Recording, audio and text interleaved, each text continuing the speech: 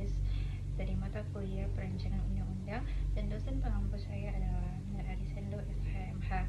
Dan di saat ini saya mengambil materi mengenai kelompok saya sendiri, yaitu tentang asas-asas pembentukan peraturan perundang-undangan.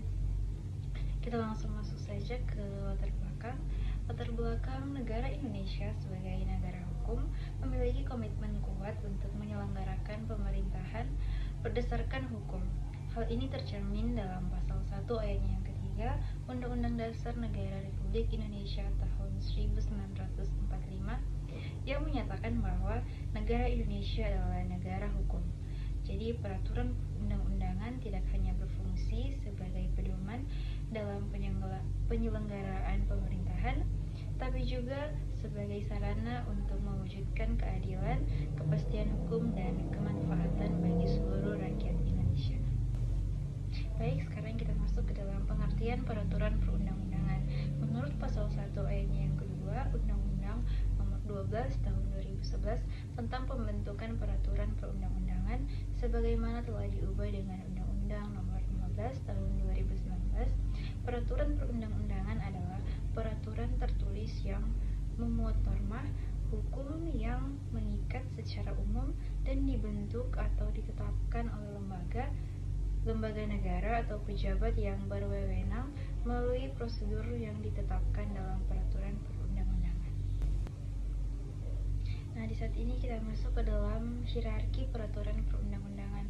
Berdasarkan pasal 7 ayat 1 Undang-Undang Nomor 12 Tahun 2011 sebagaimana telah diubah dengan Undang-Undang Nomor 15 Tahun 2019 tentang jenis dan hierarki peraturan perundang-undangan yang terdiri atas yang paling pertama Undang-Undang Dasar Negara Republik Indonesia tahun 1945, yang kedua Ketetapan Majelis Permusyawaratan Rakyat, yang ketiga Undang-Undang atau Peraturan Pemerintah Pengganti Undang-Undang, yang keempat Peraturan Pemerintah, yang kelima Peraturan Presiden, yang keenam Peraturan Daerah Provinsi, dan yang ketujuh Peraturan Daerah Kabupaten dan Kota.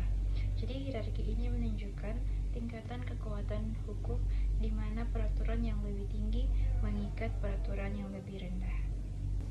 Di saat ini kita masuk di dalam fungsi asas dalam pembentukan peraturan perundang-undangan. Nah, fungsi asas dalam pembentukan peraturan perundang-undangan, asas-asas dalam pembentukan peraturan perundang-undangan memiliki beberapa fungsi penting, yaitu yang paling pertama, fungsi normatif. Fungsi ini memberikan pedoman dan arah dalam pembentukan peraturan perundang-undangan. Yang kedua ada fungsi konstruktif. Fungsi ini membantu dalam membangun sistem hukum yang koheren dan konsisten. Yang ketiga ada fungsi korektif. Fungsi ini menjadi alat untuk mengevaluasi dan memperbaiki peraturan yang ada. Dan yang keempat, fungsi preventif. Fungsi ini mencegah pembentukan peraturan yang berpotensi merugikan. Dan yang kelima yang terakhir, fungsi integratif. Fungsi ini menyatukan berbagai elemen dalam sistem hukum. Saat ini kita masuk dalam asas-asas pembentukan peraturan perundang-undangan. Yang pertama ada asas kejelasan tujuan. Asas kejelasan tujuan mengharuskan setiap peraturan perundang-undangan memiliki tujuan yang jelas dan tegas.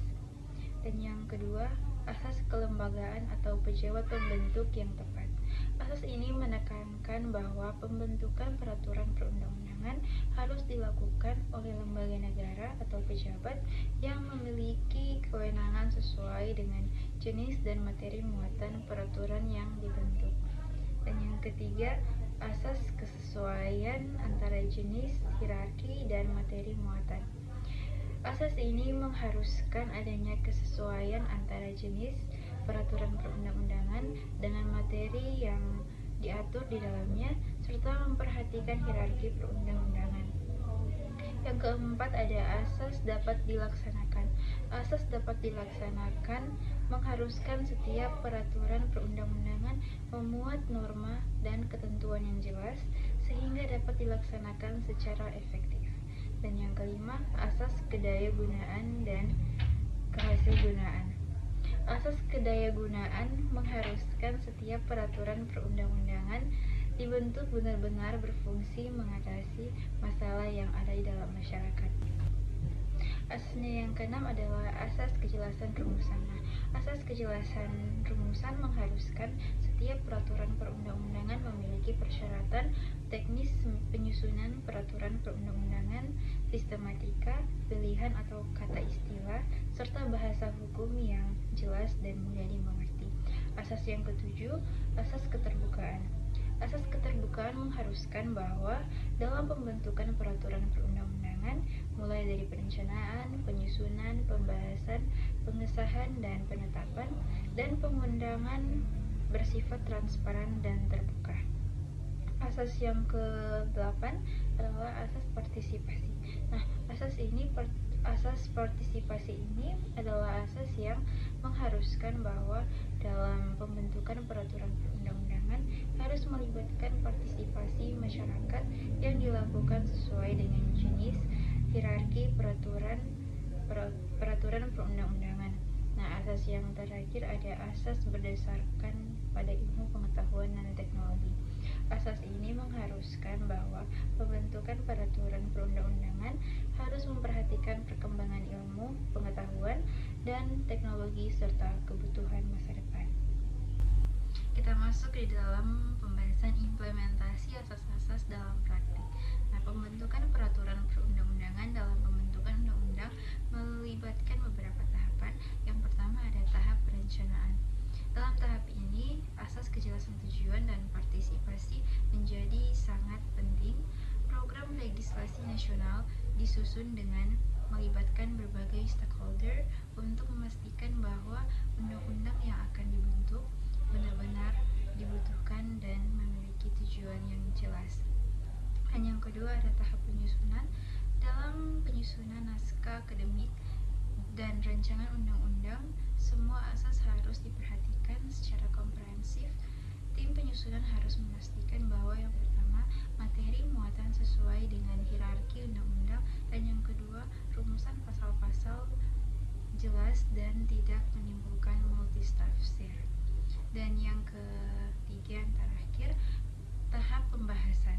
Jadi DPR dan Presiden dalam pembentukan RUU harus menerapkan asas keterbukaan dan partisipasi dengan mengadakan hearing dengan masyarakat dan ahli. Dan yang kedua, mempertimbangkan masukan dan dari berbagai pihak. Kita masuk di dalam kesimpulan.